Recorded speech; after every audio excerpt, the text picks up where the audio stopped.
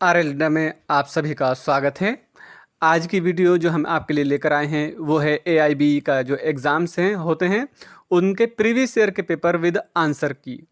इससे पहले कि हम ये वीडियो शुरू करें, हम आपको बता दें कि AIB के जो एग्ज़ाम देने वाले हैं स्टूडेंट, जो एग्ज़ाम अक्टूबर में होना है 29 अक्टूबर को, उनके लिए हम एक पूरी सीरीज़ चला रहे हैं जिसमें कोशिश है हमारी कि जितने भी मैक्सिमम पेपर हुए हैं प्रीवियस ईयर के पेपर, उनकी वीडियो हम आपको अपलोड कर दें।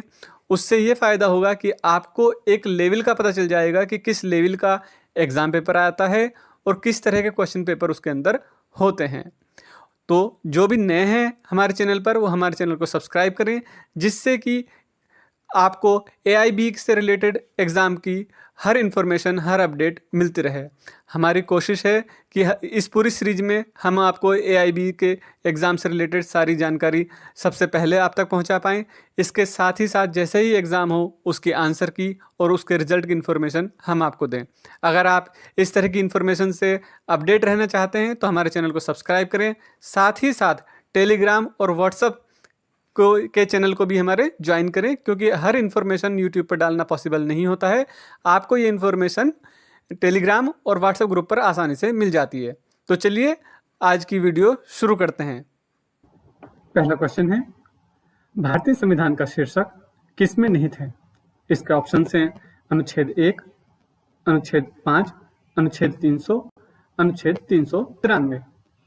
इसका आंसर है ऑप्शन डी 393। देखिए, अभी तक आपने जितने एक्ट पढ़े होंगे मैक्सिमम, या आपने जिन पर नोटिस किया होगा कि अक्सर सेक्शन फर्स्ट जो होती है वो शॉर्ट टाइटल, एक्सटेंट एवं कमेंसमेंट के बारे में होती है। अर्थात पहली सेक्शन में ही उसका नाम संक्षिप्त, उसका नाम और उसका विस्तार दिया रहता है। लेकिन कॉन्स्टिट्यूशन में ये बात बिल्कुल उसके अलग है कि वहां पहले अनुच्छेद में ये चीज नहीं बताई गई है। उसका जो नाम दिया गया है वो इन्होंने 393 में दिया गया है। अक्सर ये क्वेश्चन एग्जाम में पूछा जाता है, तो इसका ध्यान रखेंगे। कभी आप बाकी एक्ट की तरह इसको भी अनुच्छेद 1 यहाँ पर मार्क कर दो, ठीक है। तो नेक्स्ट क्वेश्चन देखते हैं क्या है। नेक्स्ट क्वेश्चन है, भारतीय संविधान के किस भाग में मौलिक अधिकारों के संवैधानिक प्रावधान दिए गए हैं? मौलिक अधिकार, फंडामेंटल राइट की बात हो रही है।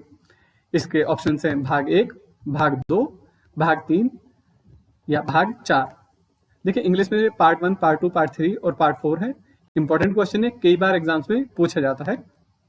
तो इसका आंसर है ऑप्शन सी, पार्ट 3 या भाग 3। नेक्स्ट क्वेश्चन है, निम्नलिखित में से 1985 के कौन से संशोधन अधिनियम के द्वारा दल बदल विरोध कानून भारतीय संविधान में जोड़ा गया? 51वें संवैधानिक संशोधन के द्वारा, 52वें संवैधानिक संशोधन के द्वारा, 53वें संवैधानिक संशोधन के द्वारा या 54वें संवैधानिक संशोधन के द्वारा? देखिए, इलेक्शन होने वाले हैं, हो सकता है ये क्वेश्चन रिपीट हो जाए क्योंकि इस समय इलेक्शन चल ही रहे हैं, तो इसका ध्यान रखेंगे। इसका आंसर है ऑप्शन बी, 52वें संवैधानिक संशोधन के द्वारा। नेक्स्ट क्वेश्चन है, निम्नलिखित में से कौन से वाद में उच्चतम न्यायालय ने यह निर्णित किया कि एक संवैधानिक संशोधन अनुच्छेद 13(2) के अर्थ के भीतर कानून है और इसलिए यदि वह किसी भी मौलिक अधिकार को भंग करता है तो वह शून्य, अमान्य घोषित किया जा सकता है? इसके ऑप्शन है सज्जन सिंह बनाम राजस्थान राज्य, केशवानंद भारती बनाम केरल राज्य, इंदिरा साहनी बनाम भारत संघ या गोलकनाथ बनाम पंजाब राज्य। इसका आंसर है ऑप्शन डी, गोलकनाथ बनाम पंजाब राज्य। नेक्स्ट क्वेश्चन है, भारत में समान नागरिक संहिता है। इसका ऑप्शन है मौलिक अधिकार, राज्य के नीति निर्देशक सिद्धांत, सरकारी नीति या संवैधानिक अधिकार। देखिए, इस समय करंट अफेयर में भी ये चीज चल रही है, समान नागरिक संहिता, UCC जिसे कहा जाता है। तो इसका आंसर है ऑप्शन बी, राज्य के नीति निर्देशक सिद्धांत। नेक्स्ट क्वेश्चन है, अनुच्छेद 16 के अनुसार राज्य के अधीन किसी नियोजन या पद के संबंध में केवल या इनमें से किसी के आधार पर न तो कोई नागरिक अपात्र होगा और न उससे विभेद किया जाएगा। इनके ऑप्शंस जो हैं वो धर्म, मूल वंश, जाति, लिंग, उद्भव, जन्म स्थान, निवास या धर्म, आयु, जाति, लिंग, उद्भव, जन्म स्थान, निवास, धर्म, मूल वंश, आयु, लिंग, उद्भव, जन्म स्थान, निवास, धर्म, मूल वंश, जाति, लिंग, उद्भव, जन्म स्थान या आयु। देखिए, इस तरह के क्वेश्चन को सॉल्व करने का आसान तरीका होता है कि आप ऑप्शंस के एलिमिनेट प्रोसीजर फॉलो करें। एलिमिनेट प्रोसीजर होता है कि आपको लगता है कि ये तो होना ही नहीं चाहिए, तो उसको काट दें, और उसके तरीके से इस तरह के क्वेश्चन को सॉल्व किया जाता है। कभी हम इसके लिए वीडियो बनाएंगे तो उसमें फुल डिटेल में बताएंगे कि इसका प्रोसीजर क्या होता है। तो इसका आंसर देखते हैं, ऑप्शन ए। नेक्स्ट क्वेश्चन है, जिस मामले में इस संविधान के निर्वचन के बारे में विधि का कोई सारवान प्रश्न अंतर्वलित है, उसका निश्चय करने के प्रयोजन के लिए या अनुच्छेद 143 के अधीन निर्देश की सुनवाई करने के प्रयोजन के लिए बैठने वाले न्यायाधीशों की न्यूनतम संख्या होगी। इसके ऑप्शन हैं 2, 3, 4 या 5। इसका आंसर है ऑप्शन डी, 5। देखिए, जहां पर भी संवैधानिक क्वेश्चन की बात की जाती है, उसके इंटरप्रिटेशन की बात की जाती है, उसके निर्वचन की बात की जाती है, तो वहां पर ये न्यूनतम संख्या फिक्स है, जो कि कम से कम 5 होनी चाहिए। इंपॉर्टेंट क्वेश्चन है। नेक्स्ट क्वेश्चन पर चलते हैं। नेक्स्ट क्वेश्चन है, भारतीय संविधान के अनुच्छेद 301 के अनुसार किसी ब्लैंक है यहाँ पर को उसकी संपत्ति से विधि के प्राधिकार से ही वंचित किया जाएगा, अन्यथा नहीं। व्यक्ति, नागरिक, विदेशी या भारतीय। इसका आंसर है ऑप्शन ए, व्यक्ति।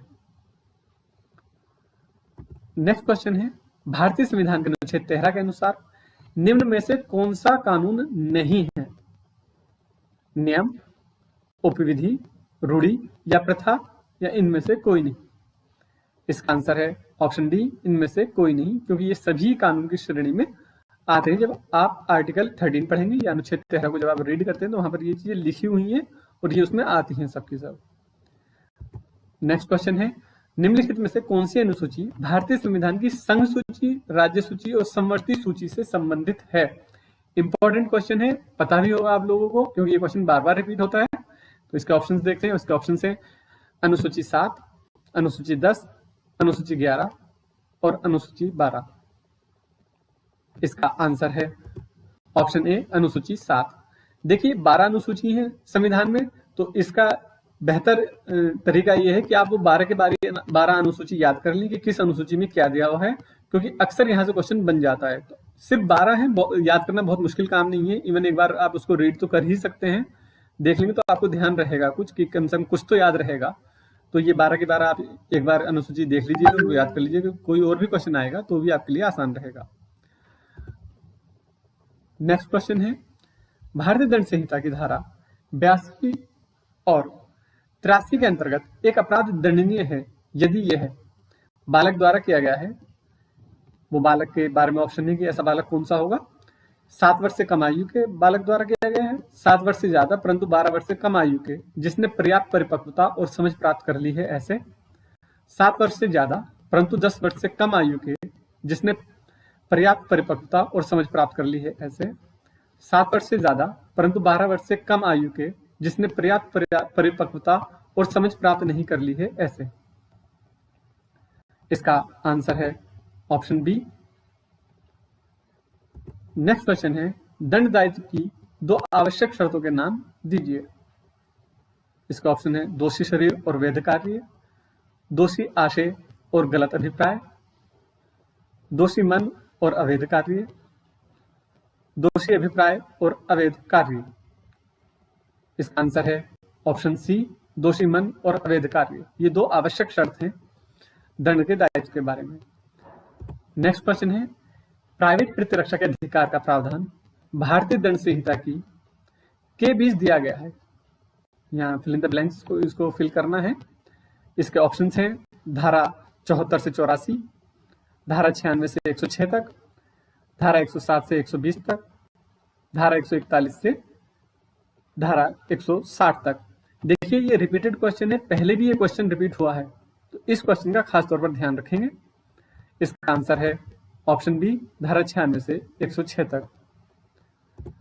नेक्स्ट क्वेश्चन है, भारतीय दंड संहिता की धारा 90 के अंतर्गत सम्मति एक वैध सम्मति नहीं है यदि क्षति के भय या तथ्य की भ्रांति के अंतर्गत दी गई, यदि विकृत के व्यक्ति द्वारा दी गई, 12 वर्ष से कम आयु के बच्चे द्वारा दी गई है, या उपरोक्त सभी, इन सभी की बात की गई है। इसका आंसर है ऑप्शन डी। नेक्स्ट क्वेश्चन है, शुरू में ही स्पेस है, के अधीन यथा उपबंधित अनुसार माता के गर्भ में कारित हत्या मानव वध नहीं है। इसके ऑप्शन है धारा 300 के स्पष्टीकरण 3, धारा 299 के स्पष्टीकरण 3, धारा 301 के स्पष्टीकरण 3, धारा 302 के स्पष्टीकरण 3। इसका आंसर है ऑप्शन बी, धारा 299 के स्पष्टीकरण 3। नेक्स्ट क्वेश्चन है, भारतीय दंड संहिता के अंतर्गत मानहानि के लिए दंड साधारण कारावास जो स्पेस है अवधि तक बढ़ाया जा सकता है या जुर्माना दोनों है। इसके ऑप्शन है 2 वर्ष, 3 वर्ष, 4 वर्ष या 5 वर्ष। इसका आंसर है ऑप्शन ए, 2 वर्ष। नेक्स्ट क्वेश्चन है, महिला की मर्यादा भंग करने के आशय से उस पर हमला या आपराधिक बल प्रयोग भारतीय दंड संहिता के अंतर्गत किस प्रकार का अपराध है? असंज्ञेय और जमानतीय, संज्ञेय और जमानतीय, संज्ञेय और अजमानतीय, असंज्ञेय और अजमानतीय। इसका आंसर है ऑप्शन सी, संज्ञेय और अजमानतीय अपराध की श्रेणी में आएगा। नेक्स्ट क्वेश्चन है, ए अग्नि शस्त्रों के साथ एक भवन के बाहर पुरुषों को तैनात करता है और जेड से कहता है कि वह जेड पर फायर करेंगे यदि जेड भवन छोड़ने का प्रयत्न करता है। ए किस लिए दोषी है? इसका ऑप्शन है सदोष परिरोध, सदोष अवरोध, दोनों, सदोष परिरोध और सदोष अवरोध। इनमें से कोई नहीं। इसका आंसर है ऑप्शन ए, सदोष परिरोध।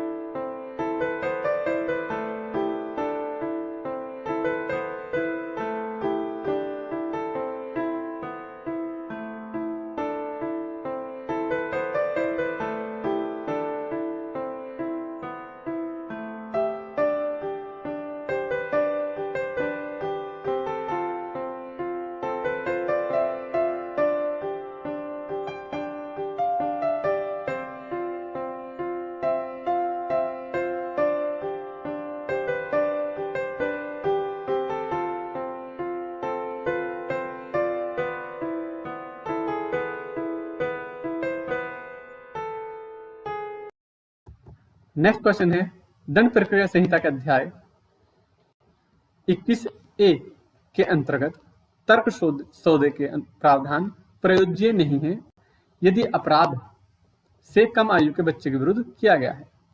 इसके ऑप्शन हैं 12 वर्ष, 14 वर्ष, 16 वर्ष या 18 वर्ष। इसका आंसर है ऑप्शन बी, 14 वर्ष।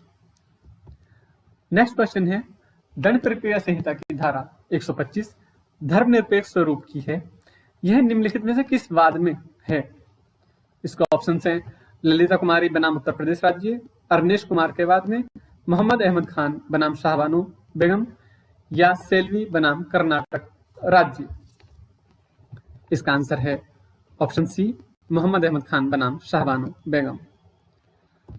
नेक्स्ट क्वेश्चन है, मुकदमे की संक्षिप्त विचारण की शक्ति किसके पास है?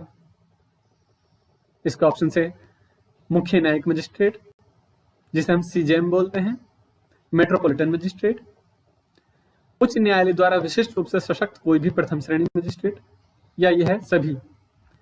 इसका आंसर है ऑप्शन डी, यह सभी। नेक्स्ट क्वेश्चन है, दंड प्रक्रिया संहिता 1973 की कौन सी धाराएं उपस्थिति की बाध्यता की आदेशिकाओं से संबंधित हैं?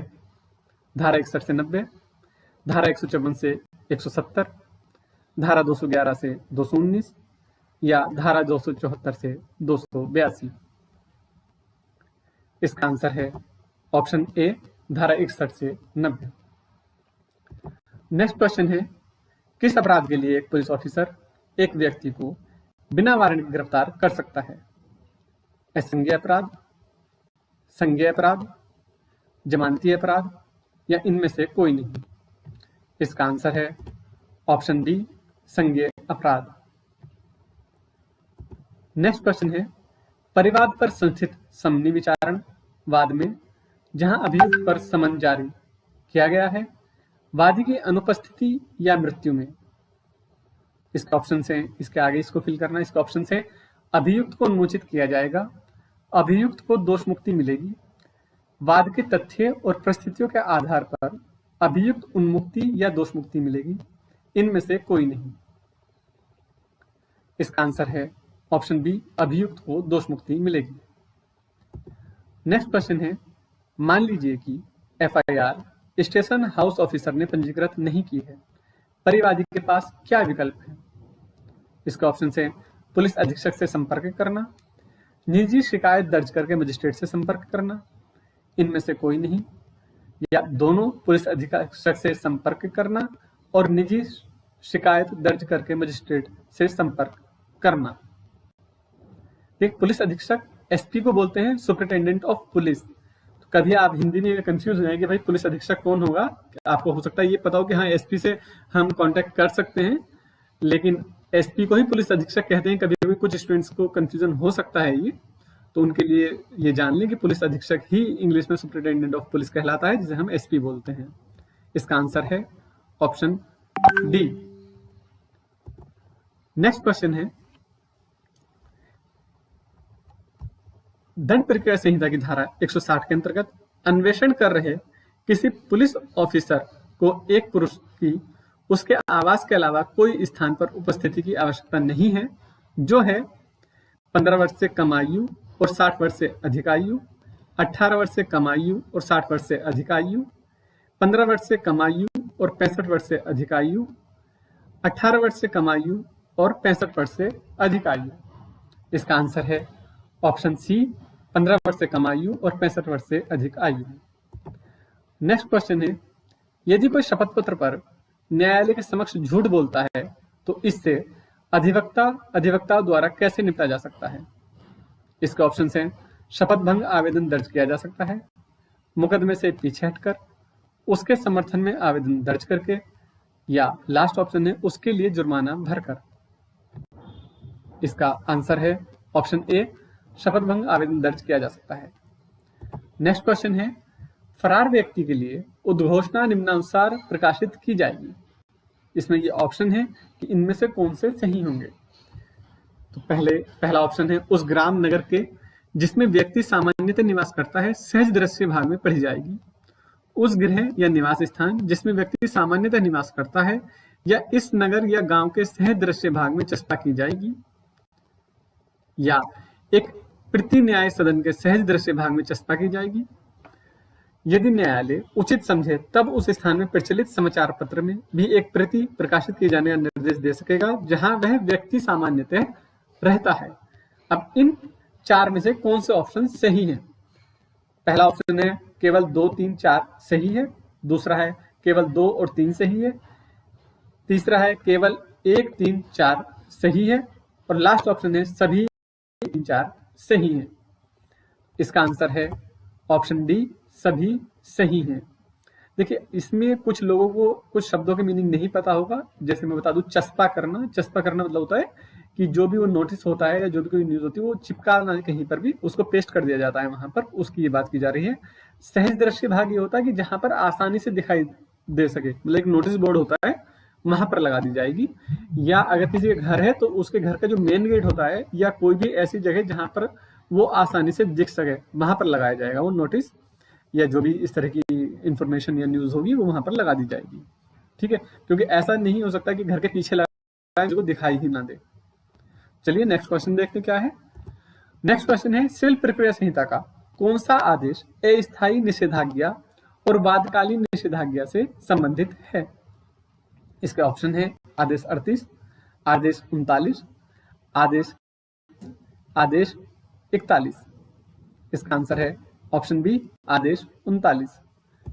नेक्स्ट क्वेश्चन है, ए अहमदाबाद में एक व्यापारी है, बी दिल्ली में व्यवसाय चला रहा है, बी अहमदाबाद में अपने एजेंट के द्वारा ए का सामान खरीदता है और उसे ए से वेस्टर्न रोडवेज ट्रांसपोर्ट कंपनी को भेजने के लिए विनती करता है? ए, तदनुसार अहमदाबाद में माल भेजता है। ए, बी पर माल की कीमत जारी कर सकता है कि किस एरिया में बात वो कर सकता है। इसके ऑप्शन हैं केवल अहमदाबाद में, केवल दिल्ली में, या तो अहमदाबाद या दिल्ली में, और लास्ट ऑप्शन है भारत में कहीं। तो इसका आंसर है ऑप्शन सी, या तो अहमदाबाद या दिल्ली। देखिए, इस तरह क्वेश्चन एआईबी के एग्जाम में अक्सर पूछे जाते हैं। तो ये जो कॉन्सेप्ट है कि कहां कहां पर केस चल सकता है, इस कॉन्सेप्ट को आप आसानी से और सही तरीके से समझ सकते हैं, कोई मुश्किल है। इसको एक बार पढ़कर जरूर जाएं, क्योंकि अक्सर एआईबी के एग्जाम में इस तरह के क्वेश्चन पूछे जाते हैं कि केस कहां पर चलेगा। क्वेश्चन का फॉर्मेट चेंज हो सकता है, लेकिन क्वेश्चन का ओवरऑल जो होगा वो यही होगा, केस कहाँ चलेगा। जैसे मान लो दहेज वाला दे दी कि एक की शादी बी से मुंबई में हुई थी, रहने वो लगे दिल्ली में, और ससुराल उनकी है मेरठ में या पटना में, कहीं पर भी, और जब वो लास्ट टाइम रहे तो वो रह रहे थे राजस्थान में। तो केस कहाँ चल सकता है? तो इस तरह के केस अक्सर एआईबी के एग्जाम में पूछे जाते हैं। ये कॉन्सेप्ट आप जरूर करें। जब आप इसको पढ़ेंगे तो मुश्किल से 10 मिनट लगेंगे आपको इस कॉन्सेप्ट को पढ़ने में, लेकिन ये 10 मिनट का डायरेक्ट फायदा आपको एआईबी के एग्जाम में मिल सकता है। उसके अलावा जब आप प्रैक्टिस में होंगे तब भी आपको इसका फायदा मिलेगा। तो ये कॉन्सेप्ट जरूर क्लियर करें अपना। चलिए नेक्स्ट क्वेश्चन देखते हैं। नेक्स्ट क्वेश्चन है, सिविल प्रक्रिया संहिता की निम्नलिखित में से कौन सी धारा रेस जुडिकेटा की संकल्पना से संबंधित है? रेस जुडिकेटा जिसे प्रांग न्याय कहते हैं। इसका ऑप्शन है धारा 10, धारा 11, धारा 12, पहरा। इसका आंसर है ऑप्शन बी, धारा 11। देखिए, जो दो टर्म इस्तेमाल की जाती हैं, रेस सबजुडाइस और रेस जुडिकेटा, अक्सर यहां से क्वेश्चन बनते हैं। तो जब हम रेस सबजुडाइस की हम बात करते हैं तो रेस सबजुडाइस धारा 10 में है, और रेस जुडिकेटा जो है वो धारा 11 में है। नेक्स्ट क्वेश्चन है, श्री ए, श्री वाई और श्री जेड 10,000 रुपए के लिए श्री ए द्वारा प्राप्त आज्ञप्ति डिक्री के अधीन संयुक्त रूप से और पृथक रूप से दायी है। श्री वाई श्री ए के विरुद्ध अकेले 10,000 रुपए की आज्ञप्ति प्राप्त करता है और कोर्ट में निष्पादन के लिए आवेदन करता है, जिसमें संयुक्त आज्ञप्ति निष्पादित की जा रही है। निम्नलिखित में से कौन सा विकल्प ए के लिए सही है? श्री ए आदेश 21 नियम 18 के अंतर्गत उसकी संयुक्त आज्ञप्ति को प्रति आज्ञप्ति के रूप में मानेगा। इसका दूसरा ऑप्शन है, श्री ए आदेश 21 नियम 18 के अंतर्गत उसकी संयुक्त आज्ञप्ति को प्रति आज्ञप्ति के रूप में नहीं मान सकता। श्री ए आदेश 22 नियम 18 के अंतर्गत उसके संयुक्त आज्ञप्ति को प्रति आज्ञप्ति के रूप में नहीं मान सकता। इनमें से कोई नहीं। देखिए, बहुत सारे स्टूडेंट्स को ये कंफ्यूजन हो रहा होगा कि जो लैंग्वेज की गई यूज की गई वो काफी टफ लैंग्वेज है और बिल्कुल ठोस हिंदी है। तो हिंदी मीडियम के स्टूडेंट्स को भी प्रॉब्लम आ जाती है अक्सर इस तरह की, जैसे आज्ञप्ति नहीं समझते, लेकिन डिग्री हिंदी मीडियम वाले स्टूडेंट भी जानते हैं और इंग्लिश मीडियम वाले दोनों जानते हैं। तो अब इसको हम इतनी सारी चीजों एक्सप्लेन करें तो वो टाइम नहीं, क्योंकि बहुत सारे लोग जानते हैं तो उनका टाइम वेस्ट होगा इसमें। तो हिंदी पर थोड़ा सा फोकस करें, और अगर हिंदी समझ में नहीं आती है तो एक बार क्वेश्चन पेपर का इंग्लिश वाला पोर्शन जरूर देखें कि कौन सी टर्म इस्तेमाल की गई है, क्योंकि मैक्सिमम चांस ये होते हैं कि आप इंग्लिश वाली चीजों से समझ जाओ कि आज्ञप्ति वर्ड किसके लिए यूज किया गया। हालांकि ब्रैकेट में हमने इसमें डिग्री लिख दिया है, लेकिन फिर भी अगर कोई भी आपको कभी भी कंफ्यूजन आता है तो आप एक बार इंग्लिश का पेपर जरूर देखें। भले ही आपका मीडियम हिंदी है, लेकिन एक बार जरूर देखना, क्योंकि वहां से हेल्प मिल जाती है। इसका आंसर है ऑप्शन ए। नेक्स्ट क्वेश्चन है, ए, बी और सी संयुक्त हिंदू परिवार के सहदायभागी हैं। वह संयुक्त रूप से वाई के पक्ष में एक बंधक निष्पादित करते हैं। वाई इन सभी के विरुद्ध वाद दायर करता है। सी को समझ दिया जाता है, परंतु ए और बी को नहीं। इनमें से कोई भी हाजिर नहीं रहता है और सभी के विरुद्ध एक पक्षीय आज्ञप्ति पारित की जाती है। ए और बी एक पक्षीय डिग्री को खारिज करने के लिए आवेदन करते हैं। इनके विरुद्ध डिग्री खारिज की जाएगी। इसका ऑप्शन है केवल सी, केवल ए और बी, ए, बी और सी, या इनमें से कोई नहीं।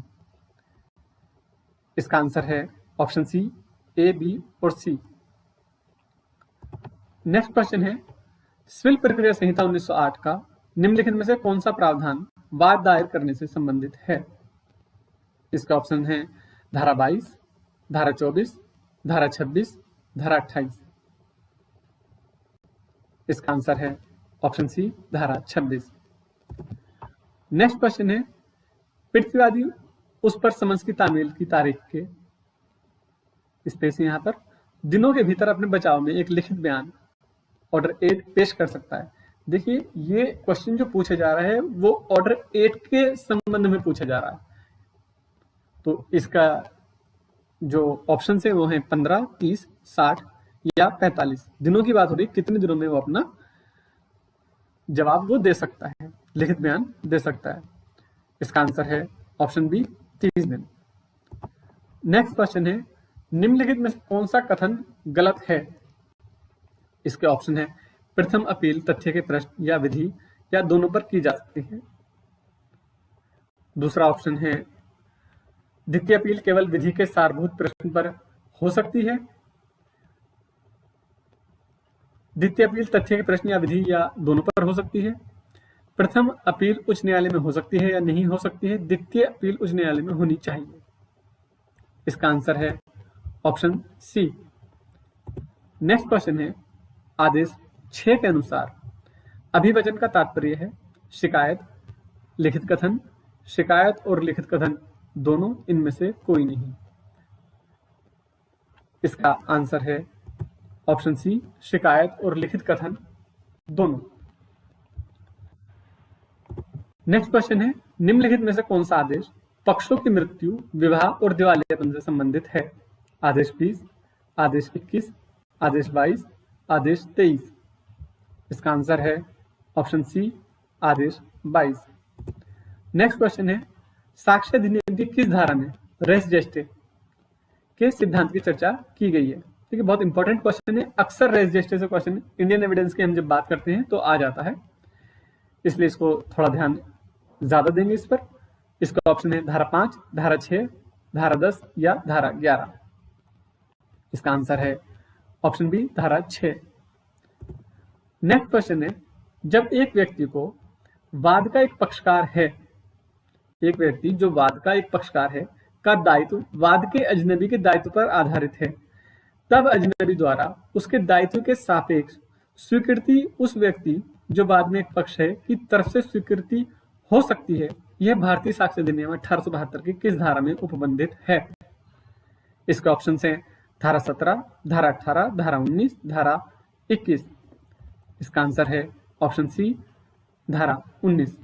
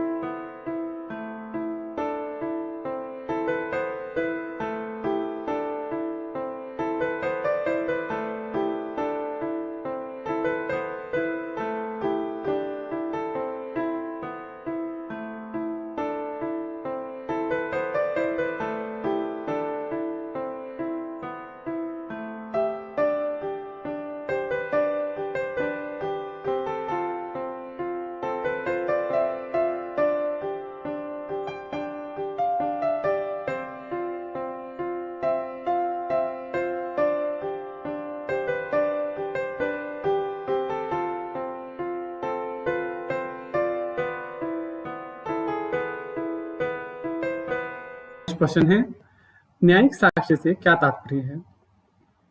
इसका ऑप्शन है तथ्यों के प्रमाण या अप्रमाण में न्यायालय द्वारा प्राप्त साक्ष्य, पुलिस ऑफिसर द्वारा प्राप्त साक्ष्य, गृह मंत्रालय द्वारा प्राप्त साक्ष्य, प्राधिकरण द्वारा प्राप्त साक्ष्य। इसका आंसर है ऑप्शन ए, तथ्यों के प्रमाण या अप्रमाण में न्यायालय द्वारा प्राप्त साक्ष्य। नेक्स्ट क्वेश्चन है, भारतीय साक्ष्य अधिनियम 1872 के अनुसार निम्नलिखित में से कौन सा एक दस्तावेज नहीं है? इसका ऑप्शन है धातु के प्लेट या पत्थर पर लेख, एक मानचित्र या प्लान, व्यंग्य चित्र, इनमें से कोई नहीं। इसका आंसर है ऑप्शन डी, इनमें से कोई नहीं। नेक्स्ट क्वेश्चन है, दहेज मृत्यु के बारे में उपधारणा किस धारा के अंतर्गत दी गई है? धारा 113 ए, 113 खे, 114 क या 114 है। इसका आंसर है ऑप्शन बी, 113 खा। नेक्स्ट क्वेश्चन है, भारतीय साक्ष्य अधिनियम 1872 की धारा 63 के अनुसार निम्नलिखित में से कौन सा द्वितीयक साक्ष्य नहीं है? द्वितीयक साक्ष्य नहीं है। बताना है। इसके ऑप्शन हैं मूल प्रतियों से यांत्रिक प्रक्रिया द्वारा बनाई गई प्रतियां जो प्रति और इन प्रतियों से तुलनात्मक प्रतियों की परिशुद्धता की सुनिश्चितता देती हैं। मूल प्रति से निर्मित या तुलनात्मक प्रतियां किसी दस्तावेज की अंतर्वस्तु का उस व्यक्ति द्वारा जिसने स्वयं उसे देखा है दिया हुआ मौखिक वृत्तांत, या धारा 63 के अंतर्गत प्रमाणित नहीं हुई प्रतियां। इसका आंसर है ऑप्शन डी, धारा 63 के अंतर्गत प्रमाणित नहीं हुई प्रतियां। नेक्स्ट क्वेश्चन है, सूचक प्रश्न पूछा जा सकता है मुख्य परीक्षा में, पुनः परीक्षा में, प्रति परीक्षा में, या इनमें से कोई नहीं। इसका आंसर है ऑप्शन सी, प्रति परीक्षा में। नेक्स्ट क्वेश्चन है, अतिरिक्त न्यायिक समस्वीकृति से क्या तात्पर्य है? पुलिस को या न्यायाधीश और मजिस्ट्रेट के अलावा अन्य व्यक्ति को की गई समस्वीकृतियां, मजिस्ट्रेट के समक्ष की गई समस्वीकृतियां, न्यायाधीश के समक्ष की गई समस्वीकृतियां, या इनमें से कोई नहीं। इसका आंसर है ऑप्शन ए। नेक्स्ट क्वेश्चन है, विवाचक प्राधिकरण प्रक्रिया के नियमों के निर्धारण में द्वारा आबद्ध नहीं होगा। इसके ऑप्शन है सिविल प्रक्रिया संहिता 1908, भारतीय साक्ष्य अधिनियम 1872, दंड प्रक्रिया संहिता 1973, या दोनों, सिविल प्रक्रिया संहिता 1908 और भारतीय साक्ष्य अधिनियम 1872। इसका आंसर है ऑप्शन डी, दोनों।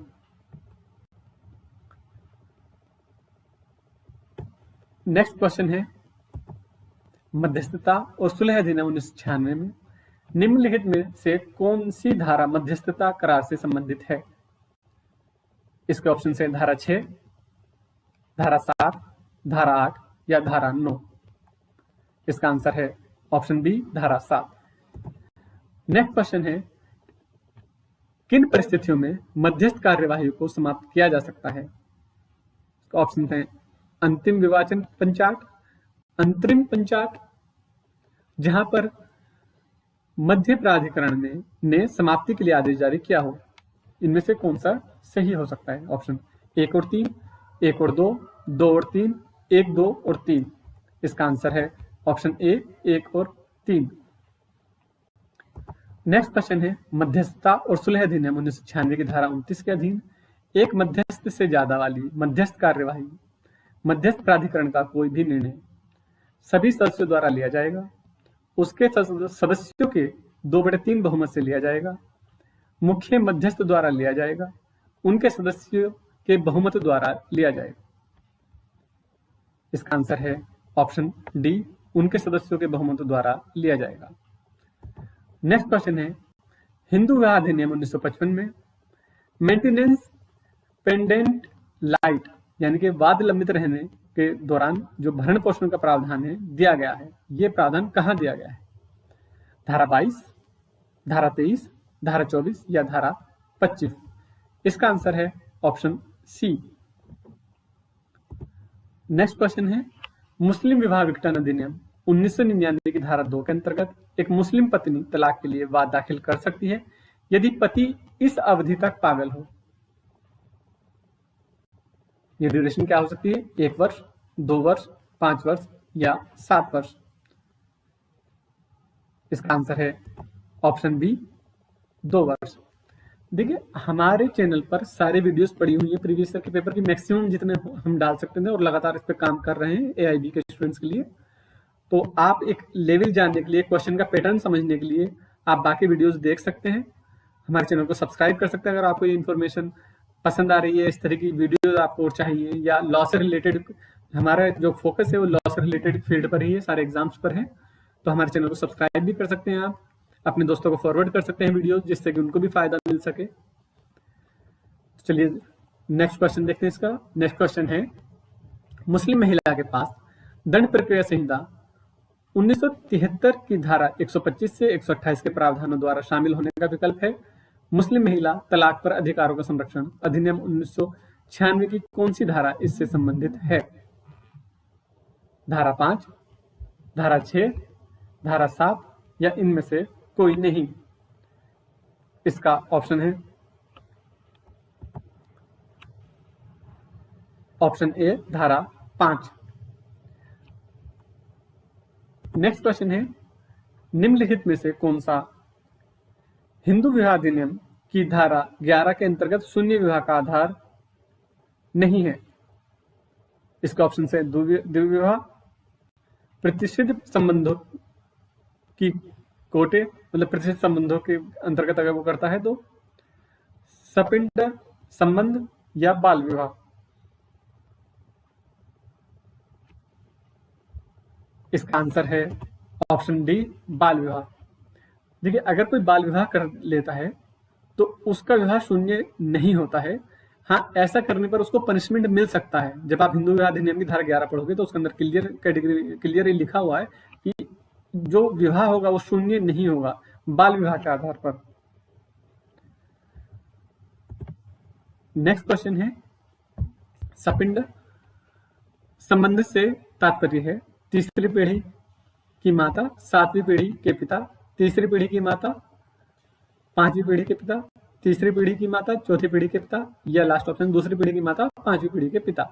इसका आंसर है ऑप्शन बी तीसरी पीढ़ी की माता, पांचवी पीढ़ी के पिता। अब तीसरी पीढ़ी की माता, इन्होंने ये टर्म यही इस्तेमाल किया है, तुम्हारे एग्जाम में यही यूज हुआ है, लेकिन आप इसको समझिए कि अगर माता की 3 पीढ़ियां उसमें आ रही हैं और बाप की साइड की, फादर की साइड की 5 पीढ़ी है, तो ये जो रिलेशनशिप कहलाएगी ये सपिंड रिलेशनशिप कहलाती है, जो कि प्रतिष्ठित कैटेगरी में आती है। मतलब माँ की माँ यानी कि नानी और उनकी माँ हो, या माँ बेटी और फिर माँ, मतलब नानी माँ और बेटी, 3 कैटेगरी, 3 पीढ़ी हो गई। और सेम कंडीशन है बाप की साइड की। ये एक पूरा टॉपिक है, काफी टाइम लगता है इसको समझने के लिए। तो नेक्स्ट क्वेश्चन पर चलते हैं हम। नेक्स्ट क्वेश्चन है, निम्नलिखित में से कौन सा हिंदू विवाह अधिनियम में तलाक का आधार नहीं है?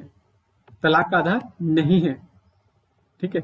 इसका ऑप्शन है मानसिक विकार, संक्रामक रूप में यौन रोग, असाध्य विकृचित, 3 महीने से कम समय से अलग अलग रहना। इसका आंसर है ऑप्शन डी 3 महीने से कम समय से अलग अलग रहना। मतलब इसके आधार पर आप तलाक नहीं ले सकते कि वो 3 महीने से कम समय से अलग अलग रह रहे हैं। जबकि मानसिक विकार, मतलब अगर वो मेंटली डिस्टर्ब है तो भी डिवोर्स लिया जा सकता है। संक्रामक रूप से यौन रोग, कोई ऐसी बीमारी जो रिलेशन बनाने से एक दूसरे में को हो सकती है, तो भी हम कह सकते हैं कि वो तलाक ले सकते हैं, ऐसा ग्राउंड दिया गया है।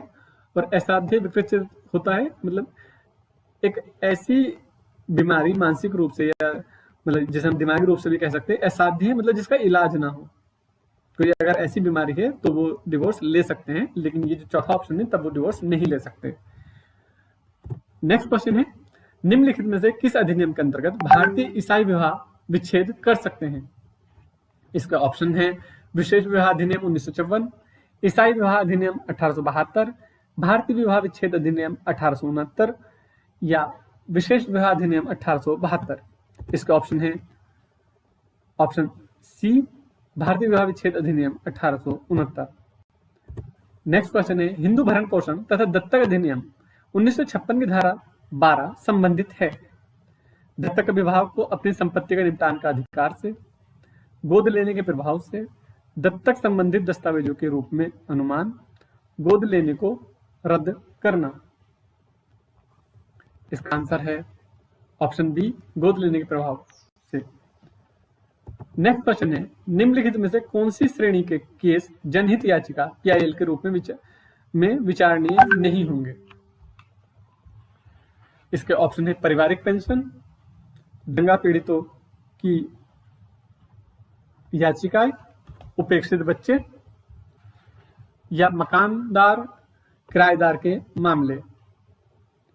देखिए, PIL से रिलेटेड एक ना एक क्वेश्चन जरूर आता है, तो PIL के क्वेश्चन की अच्छे से प्रैक्टिस जरूर करेंगे, क्योंकि PIL का क्वेश्चन अक्सर एग्जाम में देखने को मिलता है। PIL किसने स्टार्ट की, PIL कब से स्टार्ट हुई, कौन इसके फादर कहलाते हैं, फाउंडर कौन है जिन्होंने इसको किया था। तो इस तरह के PIL का क्वेश्चन अक्सर एग्जाम में पूछा जाता है। मैं AIB के एग्जाम की ही हम बात कर रहे हैं, तो PIL के क्वेश्चन जरूर देखें और उन पर ध्यान रखें। इसका आंसर है ऑप्शन डी मकानदार या किराएदार के मामले जो है वो PIL के रूप में विचारणीय नहीं होते हैं। नेक्स्ट क्वेश्चन है, कौन भारत में जनहित याचिका के जनक के रूप में जाने जाते हैं? देखिए, अभी मैं बात ही कर रहा था आपसे इसके बारे में, पीआईएल जनहित याचिका ही होती है इसके जनक के रूप में। देखिए, एक साथ दोनों क्वेश्चन उन्होंने पीआईएल से रिलेटेड दे दिए। इसके ऑप्शंस देख लीजिए क्या है। न्यायमूर्ति एन रॉय, न्यायमूर्ति वाई चंद्रचूड़, न्यायमूर्ति आर एस पाठक, न्यायमूर्ति पीएन भगवती। इसका आंसर है ऑप्शन डी, न्यायमूर्ति पीएन भगवती। बहुत इंपॉर्टेंट क्वेश्चन है, रिपीटेड क्वेश्चन है, तो इसको याद रखेंगे। नेक्स्ट क्वेश्चन है, निम्नलिखित में से कौन सा जनहित याचिका का यथार्थ उद्देश्य नहीं है? इसके ऑप्शन है विधि के नियम का पुष्टिकरण, न्याय के प्रभावी पहुंच की सुविधा, मौलिक अधिकारों की सार्थक प्राप्ति, या ख्याति प्राप्त करना और संपत्ति बनाना। इसका आंसर है ऑप्शन डी, ख्याति प्राप्त करना और संपत्ति बनाना।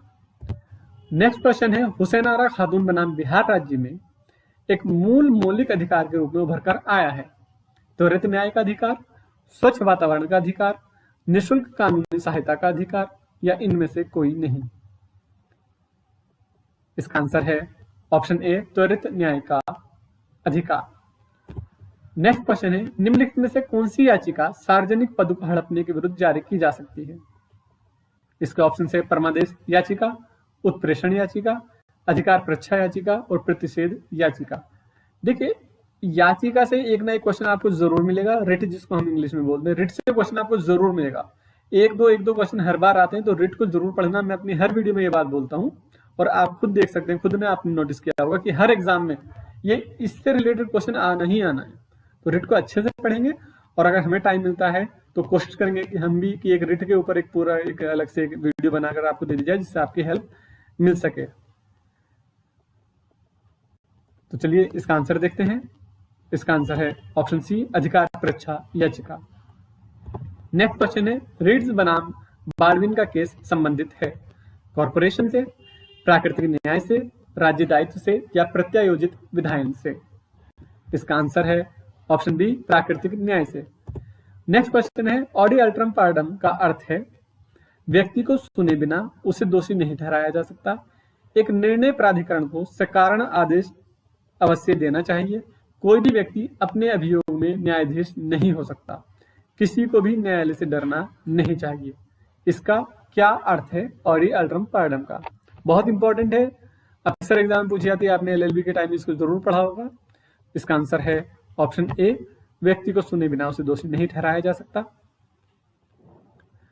नेक्स्ट क्वेश्चन है, अपने नियम बनाने की शक्ति प्रयोग करते हुए के अंतर्गत बार काउंसिल ऑफ इंडिया द्वारा नियम बने हुए हैं? इसका ऑप्शन है अधिवक्ता अधिनियम 1951, अधिवक्ता अधिनियम 1954, अधिवक्ता अधिनियम 1961, अधिवक्ता अधिनियम 1964।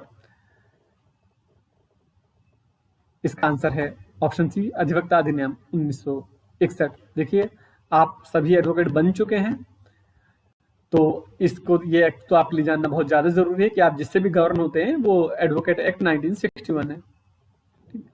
नेक्स्ट क्वेश्चन है, एक अधिवक्ता प्रैक्टिस के दौरान विश्वविद्यालय द्वारा प्रमाणित किसी शैक्षणिक संस्थान में विधि का शिक्षण दे सकता है जब तक कि घंटे जिसके दौरान वह विधि के शिक्षण में नियोजित हो एक दिन में घंटों से अधिक ना हो। इसका ऑप्शन है 5, 3, 2, 4। इसका आंसर है ऑप्शन बी, 3। नेक्स्ट क्वेश्चन है, निम्नलिखित में से कौन से ऐतिहासिक मामले में एडवोकेट को व्यवसायिक कदाचार के लिए दोषी ठहराया गया क्योंकि उसने जाली कोर्ट आदेश दिया था? जाली कोर्ट आदेश मतलब फोर्ज्ड जो कोर्ट का ऑर्डर था वो उसने दिखाया था, वो उसने दिया था, उसमें उसको दोषी ठहराया गया। इसके ऑप्शन है प्रताप नारायण बनाम वाई राहेजा, विक्रमादित्य बनाम श्रीमती जमीला खातून, बाबूलाल जैन बनाम सुभाष जैन, या श्रीमती पी पंकजम बनाम BH चंद्रशेखर।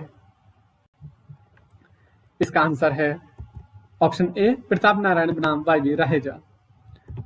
नेक्स्ट क्वेश्चन है, यदि कोई एडवोकेट अधिनियम की धारा 35 के अंतर्गत बनाई गई राज्य बार काउंसिल अनुशासनात्मक समिति या राज्य के एडवोकेट जनरल के आदेश से व्यथित हो तो आदेश संप्रेषित करने की तिथि के दिनों के अंदर बार काउंसिल ऑफ इंडिया को अपील प्रस्तुत कर सकता है। इसका ऑप्शन है 30, 45, 60 या 90। ठीक है, ये दिनों की बात हो रही है। इसका आंसर है ऑप्शन सी, 60 दिन। देखिए, कुछ कैंडिडेट को ऐसा लग सकता है कि हमारी स्पीड तेज है, तो वो इसलिए कि थोड़ा ना पेपर बड़ा है, 100 क्वेश्चन करने हैं, तो थोड़ी स्पीड तेज लग सकती है आप। तो जिनको स्पीड तेज लग रही है तो उनसे रिक्वेस्ट है कि अपने यूट्यूब पर जाकर उसकी स्पीड स्लो कर लें, और जिनको स्पीड स्लो लग रही है कि कम है तो वो अपना स्पीड बढ़ाकर उसको देख लें, क्योंकि हर एक की कैपेसिटी अलग अलग होती है। तो लेकिन फिर भी हमारी कोशिश है कि ना तो बहुत तेज स्पीड रहे ना कम रहे। चलिए नेक्स्ट क्वेश्चन देखते हैं। एबीसी प्राइवेट लिमिटेड कंपनी सोम को सार्वजनिक कंपनी में परिवर्तित करना चाहती है। ऐसा संगम ज्ञापन और संस्था के अंतर नियम में परिवर्तन करके और पारित करके किया जा सकता है। क्या पारित करना होगा? साधारण प्रस्ताव, विशेष प्रस्ताव, बोर्ड प्रस्ताव, या इनमें से कोई नहीं। इसका आंसर है ऑप्शन बी, विशेष प्रस्ताव। नेक्स्ट क्वेश्चन है, नैगमिक आवरण के अनावरण और भेदन का सिद्धांत संबंधित है। इसका ऑप्शन है श्रम विधि से, कंपनी विधि से, बैंकिंग विधि से, या सेवा विधि से। इसका आंसर है ऑप्शन बी, कंपनी विधि से। नेक्स्ट क्वेश्चन है, पर्यावरण संरक्षण अधिनियम 1986 की किस धारा के अंतर्गत राष्ट्रीय हरित प्राधिकरण की अपील निहित है? इसके ऑप्शन है धारा 4A यानी 4A, धारा 5A, धारा 6A, धारा 7A। इसका आंसर है ऑप्शन बी, धारा 5A। नेक्स्ट क्वेश्चन है, निम्नलिखित में से कौन सा मौलिक कर्तव्य पर्यावरण संरक्षण से संबंधित है? पर्यावरण संरक्षण से संबंधित कौन सा है? अनुच्छेद 51A(b), अनुच्छेद 51A(g), अनुच्छेद 51A(j) या अनुच्छेद 51A(k)? इसका आंसर है ऑप्शन बी, अनुच्छेद 51A(g). देखिए, जो ये फंडामेंटल राइट है या फंडामेंटल ड्यूटी है, यहां से क्वेश्चन मैक्सिमम आपके क्वेश्चन जो है वो इसी पोर्शन से आएंगे। कॉन्स्टिट्यूशन की जब भी हम बात करेंगे तो मैक्सिमम क्वेश्चन आपके यहीं से बनते हैं, या तो जिन्हें हम मूल अधिकार और मौलिक कर्तव्य बोलते हैं। तो मूल अधिकार और मौलिक कर्तव्य को अच्छे से जरूर पढ़ लेना, और वहां से क्वेश्चन बनते हैं। आप खुद एनालाइज करेंगे चीजों को, जब आप पढ़ेंगे तो आपको पता चलेगा मैक्सिमम क्वेश्चन वहीं से बनेंगे। ठीक है, या फिर हाई कोर्ट सुप्रीम कोर्ट से क्वेश्चन आ जाता है, या राज्यपाल और राष्ट्रपति के पोर्शन से क्वेश्चन बनता है।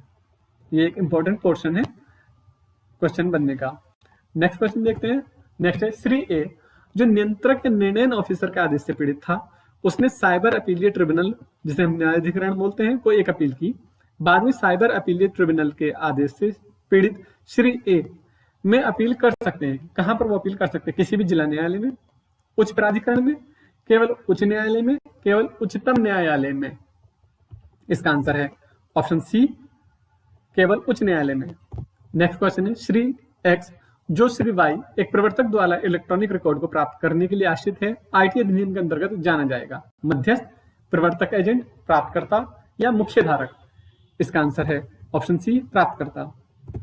नेक्स्ट क्वेश्चन है, ट्रेड यूनियन के पंजीकरण के लिए आवश्यक न्यूनतम सदस्य संख्या है 2, 3, 5, 7। इसका आंसर है ऑप्शन डी, 7। नेक्स्ट क्वेश्चन है, नियोक्ता द्वारा प्रमुख से पोस्ट किए गए प्रमाणित स्थायी आदेश का टेक्स्ट और उसके अधिकतर कामगार समझ सके उस भाषा में होना चाहिए। कौन सी भाषा में होना चाहिए? हिंदी, अंग्रेजी, देवनागरी लिपि, या संविधान की 8वीं अनुसूची में निर्दिष्ट भाषा में? इसका आंसर है ऑप्शन बी। नेक्स्ट क्वेश्चन है, एक व्यक्ति जिसे फैक्ट्री अधिनियम 1948 के अंतर्गत फैक्ट्री के सभी मामलों में सर्वोच्च नियंत्रण प्राप्त है, कहलाता है? अधिभोगी, प्रबंध निर्देशक, अध्यक्ष, या प्रबंधक? इसका आंसर है ऑप्शन ए, अधिभोगी। नेक्स्ट क्वेश्चन है, यदि फैक्ट्री 1000 से ज्यादा कामगारों को नियोजित करती है तो उन्हें निर्धारित कर्तव्यों को कार्यान्वित करने के लिए अर्हता प्राप्त को नियुक्त करना चाहिए। इसका ऑप्शन है सुरक्षा अधिकारी, कल्याण अधिकारी, विकास अधिकारी, या इनमें से कोई नहीं। इसका आंसर है ऑप्शन ए, सुरक्षा अधिकारी। नेक्स्ट क्वेश्चन है, मान लीजिए कि सड़क दुर्घटना होती है तो एक एडवोकेट होने के नाते स्थिति तक पहुंचने का सही तरीका क्या है? कि पहले एफआईआर, याचिका, बीमा कंपनी को समन, या याचिका, एफआईआर, बीमा कंपनी को समन, बीमा कंपनी को समन, याचिका, एफआईआर, एफआईआर, बीमा कंपनी को समन, या याचिका? इसका आंसर है ऑप्शन ए, पहले एफआईआर होगी, फिर याचिका की जाएगी और फिर बीमा कंपनी को समन किया जाएगा। नेक्स्ट क्वेश्चन है ओबिजस इबी रेमेडियम, जहां क्षति है वहां उपचार है का सिद्धांत इसमें स्वीकृत हुआ। ओबिजस इबी रेमेडियम का जो ये सिद्धांत था, जो डॉक्ट्राइन था, वो किस केस से आया था? बहुत इंपॉर्टेंट है, अक्सर एग्जाम में पूछा जाता है और रिपीटेड क्वेश्चन है। इस बात का ध्यान रखें कि ये रिपीटेड क्वेश्चन है, तो इसको ध्यान रखेंगे। इसका ऑप्शन है विंटर प्रोडन बनाम राइट, चैंपमैन बनाम पिकर्सगिल, एसवे बनाम वाइट या राइलिंस वर्सेज फ्लेचर। इसका आंसर है ऑप्शन सी, एसबी बनाम वाइट। नेक्स्ट क्वेश्चन है ग्लूसेस्टर ग्रामर स्कूल केस निम्नलिखित में से किस सूत्र पर आधारित एक ऐतिहासिक केस है? Damnum sine injuria, injuria sine damnum, volenti non fit injuria या ऑडी अल्ट्रम पार्डम। देखिए बहुत इंपॉर्टेंट क्वेश्चन है, अक्सर एग्जाम में पूछा जाता है, रिपीटेड क्वेश्चन है और इसके जो ये ऑप्शन दिए गए हैं टोट के, ये चारों के चारों एग्जाम में पूछे जाते हैं, अक्सर एग्जाम में आते हैं। Damnum sine injuria, injuria sine damnum, volenti non fit injuria और ऑडी अल्ट्रम पार्डम, ये सब के सब एग्जाम में आते हैं। तो इनको आप अच्छे से पढ़ लेना, अच्छे से समझ लेना कि इनका मीनिंग क्या है, इनका एग्जाम्पल क्या है। जैसे डेमनम साइन इंजूरिया, इंजूरिया साइन डेमनम, ये अक्सर यहाँ से क्वेश्चन आते ही आते हैं, सभी क्वेश्चन, मतलब इन सबसे क्वेश्चन बनता है। लेकिन कंफ्यूज मत हो जाना कि किससे कौन सा केस रिलेटेड है, ठीक है। जैसे ग्लूसेस्टर वाला आप याद कर लेंगे और ये एसबी बनाम वाइट वाला याद कर लें, तो इससे रिलेटेड सारे केस हैं, इनको जरूर याद करें। एक अगर या दो केस, इससे ज्यादा केस भी नहीं है, तो यहाँ से अक्सर क्वेश्चन बनता है। इसका ऑप्शन देख लेते हैं क्या है आंसर। इसका ऑप्शन है ए, डेमनम साइन इंजूरिया। नेक्स्ट क्वेश्चन है उपभोक्ता संरक्षण अधिनियम 2019 के अंतर्गत राष्ट्रीय उपभोक्ता विवाद निवारण आयोग के पास माल अथवा सेवाओं के प्रतिफल के रूप में चुकाई गई रुपए से अधिक राशि की शिकायत का न्यायाधिकार क्षेत्र है। देखिए ये बात की जा रही है 2019 के उस बात की जा रही है अधिनियम की, ठीक है। इसका ऑप्शन है 1 करोड़, 10 करोड़, 50 करोड़ या 100 करोड़। इसका आंसर है option B, 10 crore. Next question है उपभोक्ता संरक्षण अधिनियम 2019 की धारा 41 के अंतर्गत जिला आयोग के आदेश से अपील को होती है? राज्य आयोग को, उपभोक्ता प्राधिकरण, राष्ट्रीय आयोग या उच्च न्यायालय? इसका आंसर है ऑप्शन ए, राज्य आयोग। नेक्स्ट क्वेश्चन है एक व्यक्ति के लिए पिछले किसी भी वर्ष में भारत में निवासी माने जाने की एक शर्त यह है, क्या है? यदि वे पिछले वर्ष के दौरान 182 दिन या उससे अधिक अवधि से भारत में है। देखिए सारे ऑप्शन एक ही है, सिर्फ दिनों का डिफरेंस है, तो हम दिन पढ़ लेते हैं। सिर्फ 182 दिन, 180 दिन, 181 दिन या 360 दिन। क्या जरूरी है एक शर्त? इसका आंसर है ऑप्शन ए, कि वो 182 दिन या उससे अधिक से भारत की अवधि में, वो इस अवधि में भारत में रह रहा है।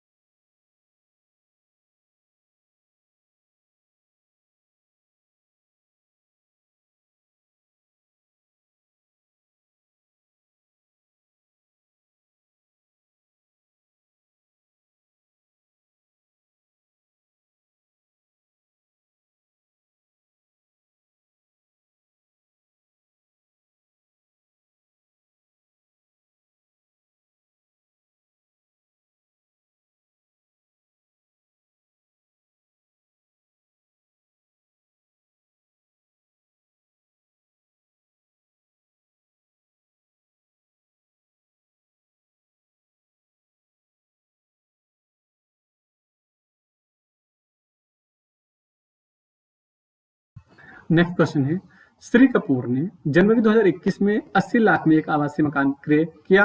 उन्होंने यह मकान अप्रैल 2022 में रुपए 94 लाख में बेच दिया। इस मामले में आवासीय मकान के विक्रय के से प्राप्त लाभ के रुपए 14 लाख पर कर निम्नलिखित में से किस शीर्षक के अंतर्गत वसूल किया जाएगा? इसके ऑप्शन है पूंजी लाभ से आय, मकान संपत्ति से आय, व्यवसाय या पेशे के लाभ से प्राप्त आय या अन्य स्रोतों से प्राप्त आय। इसका आंसर है ऑप्शन ए।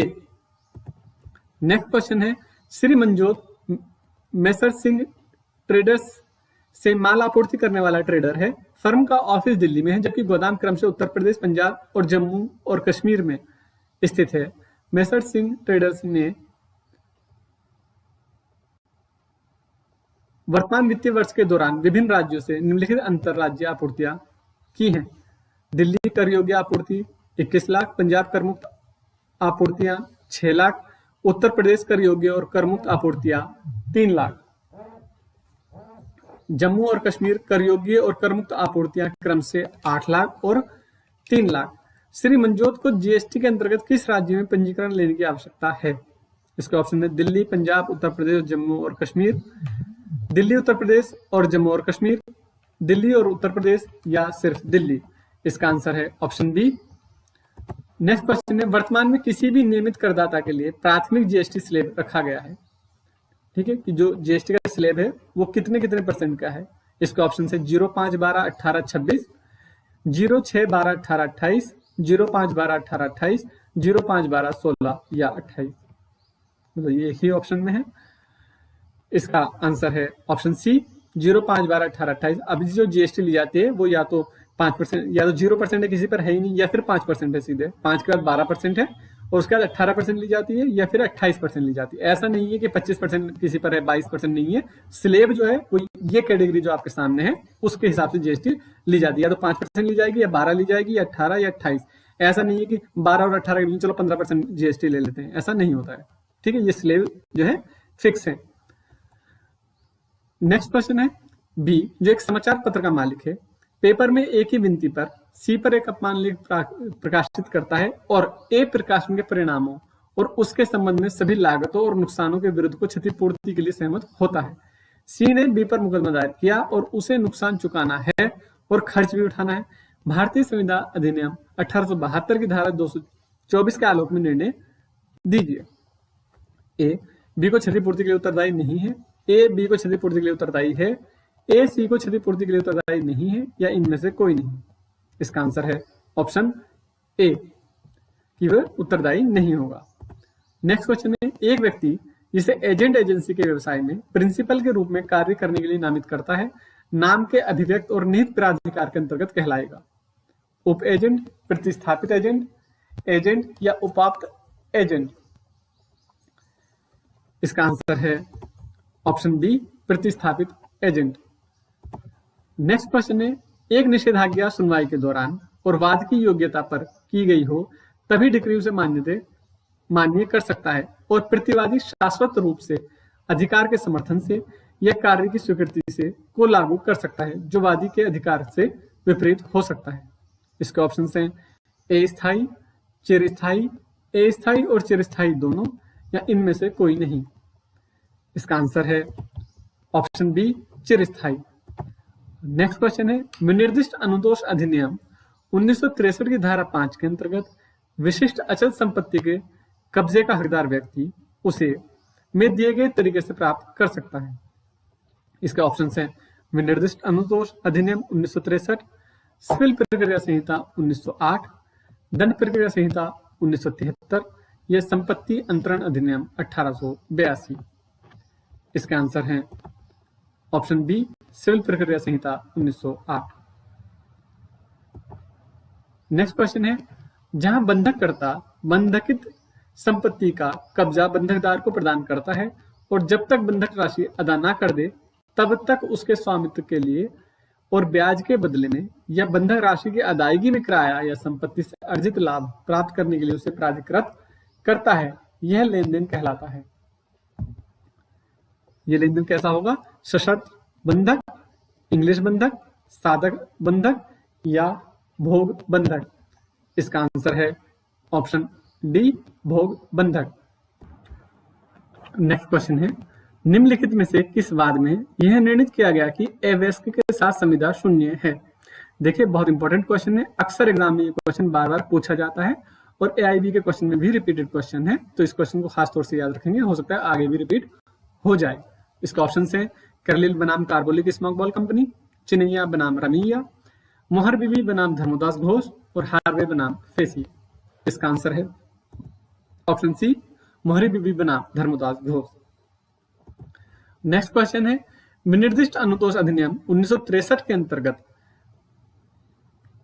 निम्नलिखित में से कौन से या कौन सा घोषणात्मक डिक्रियों के साथ संबंध में सही है या सही है?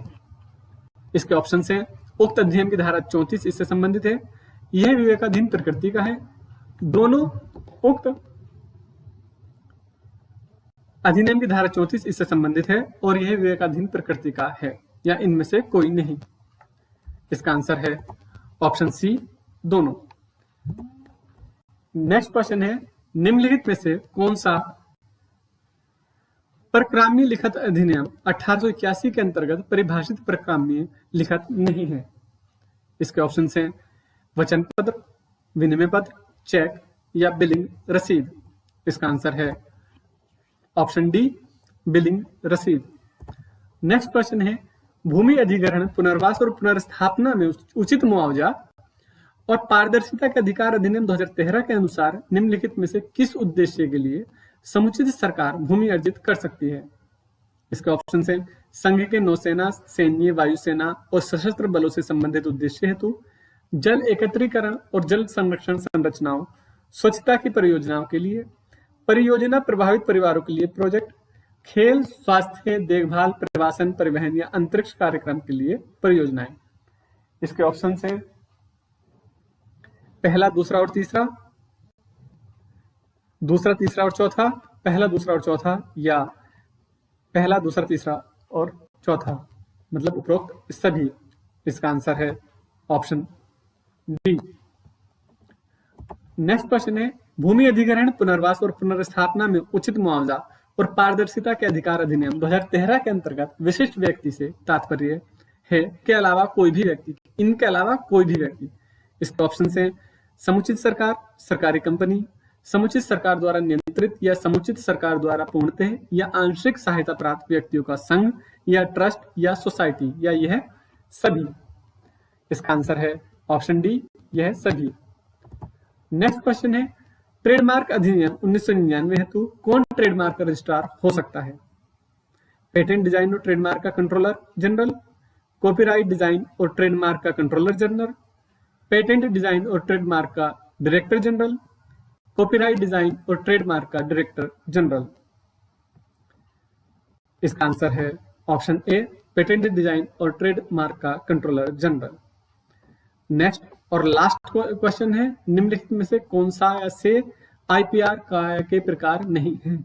कॉपीराइट, पेटेंट डिजाइन या ऐतिहासिक संकेत, इनमें से क्या आंसर होगा? देखिए, लास्ट क्वेश्चन है, हमारे चैनल पर इस तरह के एआईबी के एग्जाम की सारी वीडियोस पड़ी हुई हैं और उससे रिलेटेड मटेरियल भी हमने ग्रुप में सेंड किया हुआ है। चाहे वो यूट्यूब चैनल पर हमने कोशिश की है कि आपको वीडियोस में सारे प्रीवियस ईयर के पेपर मिल जाएं। इसके अलावा व्हाट्सएप ग्रुप और टेलीग्राम ग्रुप पर प्रीवियस ईयर के पेपर की पीडीएफ दे दी गई है और उससे संबंधित मटेरियल भी प्रोवाइड कराया जा रहा है, जो कि भी पॉसिबल है। तो कोशिश है कि जितना भी हम ज़्यादा से ज़्यादा प्रोवाइड कर सकें आप। और आपको लगता हमारा ये प्रयास अगर अच्छा लगता है तो हमारे चैनल को सब्सक्राइब जरूर करें। और सभी को हमारी शुभकामनाएं आपके एग्जाम के लिए कि सभी लोग अपना एग्जाम क्वालिफाई करें और जो ये सर्टिफिकेट ऑफ प्रैक्टिस है इसको हासिल करें। तो हम अगर किसी को कोई भी सजेशन है, कोई भी अपना सलाह देना चाहता है तो वेलकम है उनका, हमें बताइए कि और क्या बेहतर तरीके से किया जा सकता है, क्योंकि ये आरएल अड्डा का ग्रुप आपका अपना ग्रुप है, एक परिवार की तरह हम इसको लेकर चलना चाहते हैं। ठीक है, तो इसका आंसर एक बार हम देख लेते हैं, इसका आंसर कभी रह जाए। इसका आंसर है ऑप्शन डी, ऐतिहासिक संकेत। चलिए मिलते हैं किसी और जरूरी वीडियो में आपके लिए, जो कि आपके एग्जाम से ही रिलेटेड होगी। अब वो कंपटीशन में कोई भी एग्जाम हो सकता है, जुडिशरी या एपीओ या एआईबी के एग्जाम से रिलेटेड कोई भी वीडियो हो सकती है। कोई भी जानकारी हमारे इस चैनल से जुड़े रहने पर आपको जानकारी मिलती रहेगी। कोशिश रहेगी सबसे पहले जानकारी आप तक पहुंचाई जाए। चलिए मिलते हैं किसी और नेक्स्ट वीडियो में, तब तक के लिए धन्यवाद। जय हिंद, जय भारत।